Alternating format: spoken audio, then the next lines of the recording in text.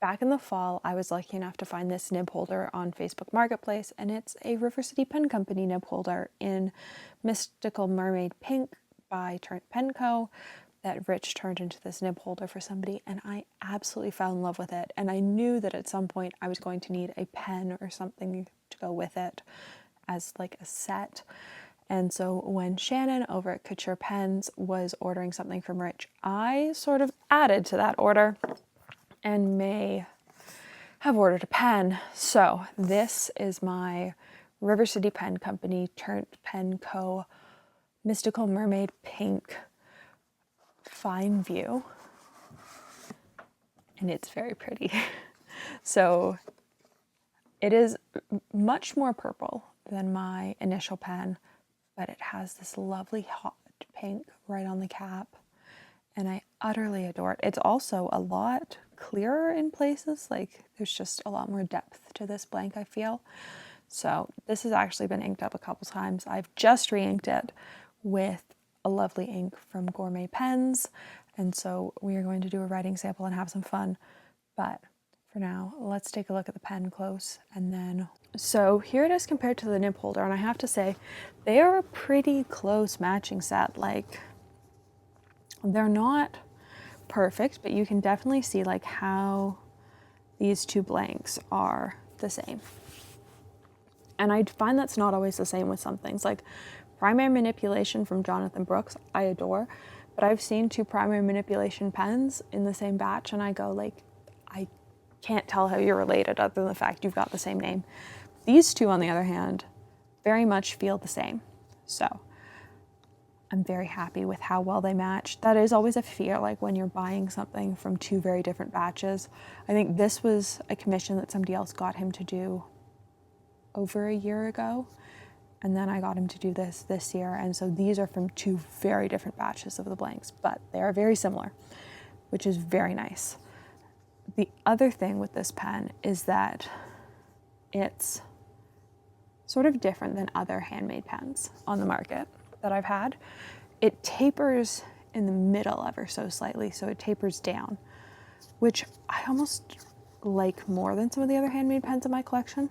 Like the grip, it tapers down to the grip, and then the grip is pretty much the same until it flares ever so slightly right before you get to the nib, which I really like. The other thing to be aware of, which I didn't know, just hadn't paid attention, is that the nibs are inset,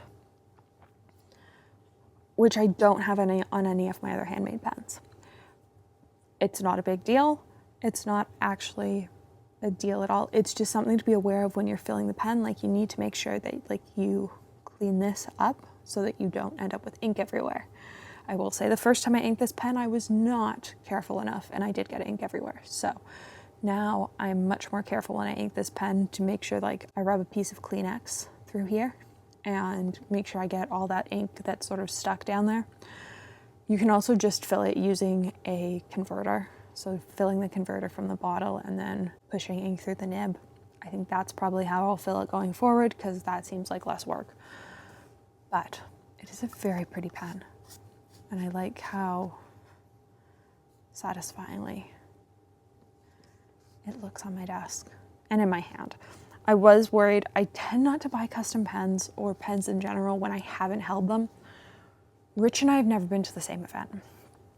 Schedules just haven't lined up. I will be seeing him at DC, and I am so excited to get to see his pens in person at DC.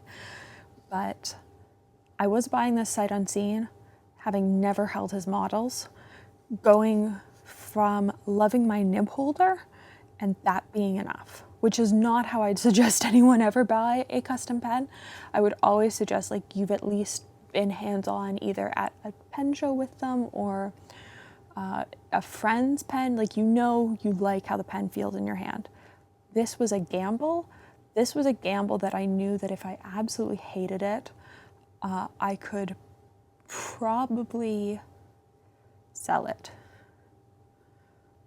because it's a very girly colorway, which is currently very popular in the pen world in my friend group.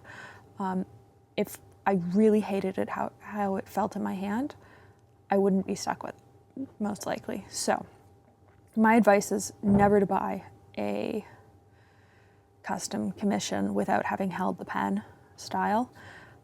Do as I say, not as I do, because I never follow that advice, but that is the best advice for a commission. So let's get into the writing sample. Let's take a look at how this writes and let's have some fun with it. So we are using Endless Regalia paper. This is a river.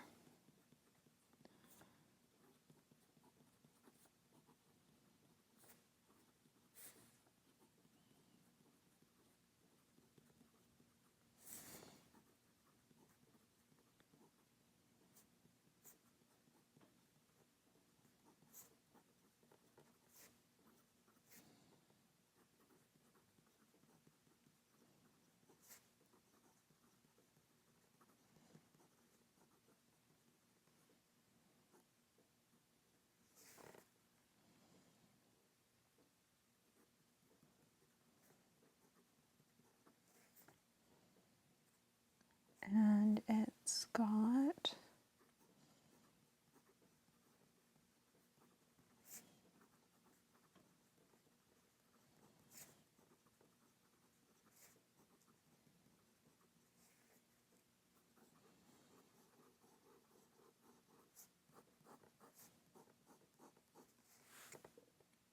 very nice nib.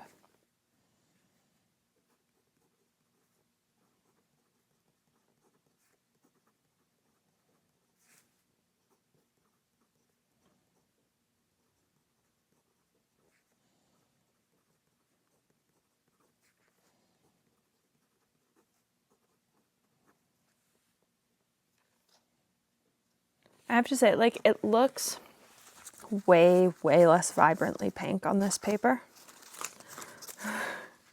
Like that's it on the swatch card, I guess. Like the darkest parts on the swatch card look like how it's swatching it on this paper. I do love Ackerman Gourmet Pens Pink. It may be the first Ackerman ink I buy in a full bottle. It seems like a lot of ink to commit to, but it is a very pretty color. And it was hard to choose because there are so many colors going on in this blank. It was hard to choose just one color to focus on. And so I did decide to choose like the hot pink. But there are some very nice purples, there are some very nice blues, there's some lilac, like there are many things I could choose, and I'm sure the next time I ink it up, I will choose something else. I think the first time I inked it up, I went with a purple, so next time we'll probably go for like a light blue, something in here.